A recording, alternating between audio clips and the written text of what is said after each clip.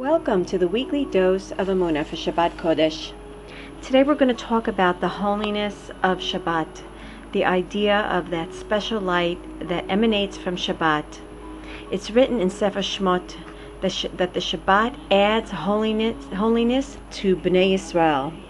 What that means, basically, is that the light that shines onto Am Yisrael, it shines from within to without. In other words, it glows on each and every person's face in Am Yisrael. The light of Am Yisrael, the light of a person's face during the week, is simply not the same as it is on Shabbat. This is what is taught to us by Rabbi Shimon Bar Yochai. The idea of the Neshama Yetera, there are many different expressions of what it might mean, if it's an increased spirituality, or if it just eases us, or maybe it's an actual second soul that actually embodies us. But in any case, what it does do is it allows us to reach a sort of perfection. It gives us this sort of sense of wholeness. It's like a crown of an angel. And this crown, what it does is it gives us a light, a shine on one's face. One who's deeply connected to Shabbat Kodesh, it'll be seen automatically on the face of that person. And so it's what basically this glow or this light is, according to Chazal, what they teach us, is that the light, the original light of creation was, of course, as we know, it was hidden for the righteous, for the world to come.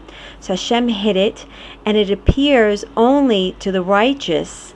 That light appears to the righteous, the one who is really trying to be connected to Hashem. That is what appears to them, to glow on their face as a refreshed, new, holy glow.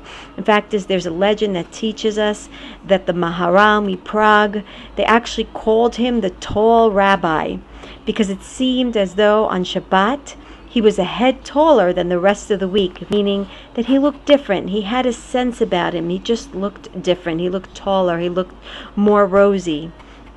And so we see this time and time again, is that the holiness of Shabbat sort of illuminates a person's face, and it creates a sense of showing on the outside what's feeling on the inside, a sense of closeness to Hashem. In essence, what we're supposed to be doing all of our lives is we're supposed to be suppressing all of that fight, the internal struggle that we have inside within us, to try to dominate the world, dominate other people, have this sense of empowerment. That is all what needs to be done, is we need to subdue it throughout the work week. And on Shabbat Kodesh, we get to sense a sense of freedom. We get to feel a little bit of what it means to keep the entirety of the Aseret HaDibrot, which means to connect to Hashem, to recognize that Hashem is in charge, all the things that we're told not to covet, other people's properties and their home and the wives of others, or the husbands of others, their servants, their maid servants, not their animals or their possessions or belongings. The whole idea is to run away and to break away from that barrage of constant oppression of the Yetzer Hara, trying to tell us that there's something else that we need to be longing for, when in essence all we need to be longing for is to be longing for Shabbat Kodesh. The only thing we need to be yearning for, coveting for, so to speak, is that representation of what Shabbat is and symbolizes for us, which is an eternal day of inner peace. Sort of the sense of liberation, inner liberation, freedom from having to covet all things in time, all of the worldly, mundane things and toys of this world. Those are things that we are trying to free ourselves from, and Be'ezrat Hashem on Shabbat we're able to do so. In fact, to end this idea of coveting, it's written that actually Hashem himself called Shabbat Kodesh, Chemdat Yamim. That is a day to be coveted. Shabbat Kodesh is the day, is the one thing that we should covet. It is the one day that we should crave and yearn for, to attach ourselves to that, not of anything else.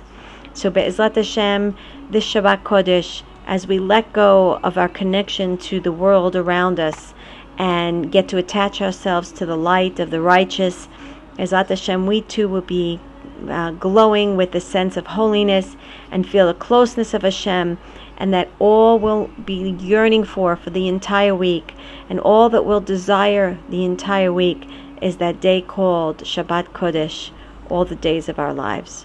Have a wonderful Shabbat.